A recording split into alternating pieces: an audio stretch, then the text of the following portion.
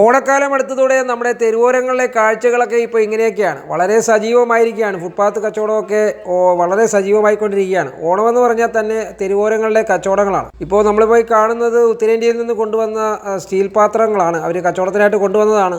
വളരെ ചീപ്പ് വിലയ്ക്കാണ് ഇപ്പോൾ അവർ കൊടുക്കുന്നത്. ഇത് എന്തൊരു പാത്രമാണെന്നുള്ളത് നമുക്കറിയത്തില്ല. അതിൻ്റെ ക്വാളിറ്റിയെക്കുറിച്ചൊന്നും നമുക്ക് അത്ര വിശദമായിട്ട് അറിയില്ല. എങ്കിലും 100 രൂപയ്ക്കാണ്. ഏത് പാത്രം എടുത്താലും 100 രൂപ എന്നാണ് പറയുന്നത്. നമ്മളെ സ്റ്റീൽ പാത്രങ്ങൾ കടയിൽ വാങ്ങിക്കുന്ന അത്രയും കട്ടിയൊന്നുമില്ല. അതിൻ്റെ സ്റ്റീൽ പോലെയൊക്കെ ഇരിക്കുന്നുണ്ട്. പക്ഷേ എന്തായാലും 100 രൂപയ്ക്ക് ആളുകളൊക്കെ ശരിക്കും വാങ്ങിക്കുന്നുണ്ട്.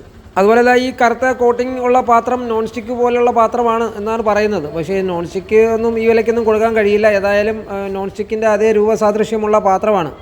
100 രൂപയ്ക്കാണ് അതും കൊടുക്കുന്നത്. അപ്പോൾ ആളുകൾ ഇതൊക്കെ ശരിക്കും വാങ്ങിച്ചുകൊണ്ട് പോകുന്നുണ്ട്. എന്തായാലും ഡൽഹിയിൽ നിന്നാണ് ഇത് ബൾക്കായിട്ട് കൊണ്ടുവന്ന് ജില്ലയുടെ വിവിധ ഭാഗങ്ങളിൽ ഇതുപോലെ കൊണ്ടുപോയി കച്ചവടം ചെയ്യുന്നത്. ഇവർക്ക് ഈ കച്ചവടം ചെയ്യുന്നവർക്ക് ഇതിനെപ്പറ്റി വലിയ ധാരണയൊന്നുമില്ല. അവർ ഇതിൻ്റെ ലേബറായിട്ട് നിൽക്കുന്നവരാണ്.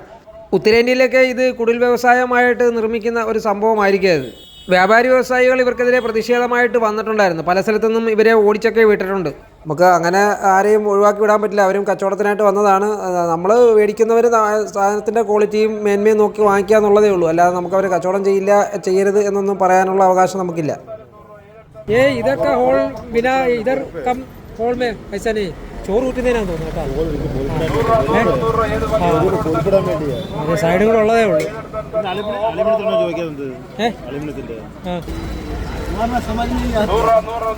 ഓണക്കാലം ആകുന്നതോടെ ഇതുപോലുള്ള പല രീതിയിലുള്ള വ്യത്യസ്തമായ കാഴ്ചകളുമായിട്ട് നമ്മളെ തെരുവോരങ്ങളൊക്കെ നിറയും. എന്തായാലും ഓണം എന്ന് പറയുന്നത് ഒരു ഫുട്പാത്ത് കച്ചവടം തന്നെയാണ്. ശരിക്കും ഫുട്പാത്ത് സജീവമാവുമ്പോഴാണ് ഓണമാകുന്നത്. മഴയൊക്കെ മാറി നിൽക്കുകയാണെന്നുണ്ടെങ്കിൽ ഈ പ്രാവശ്യത്തെ ഓണം എന്തായാലും പൊടി പിടിക്കും എന്നാണ് തോന്നുന്നത്.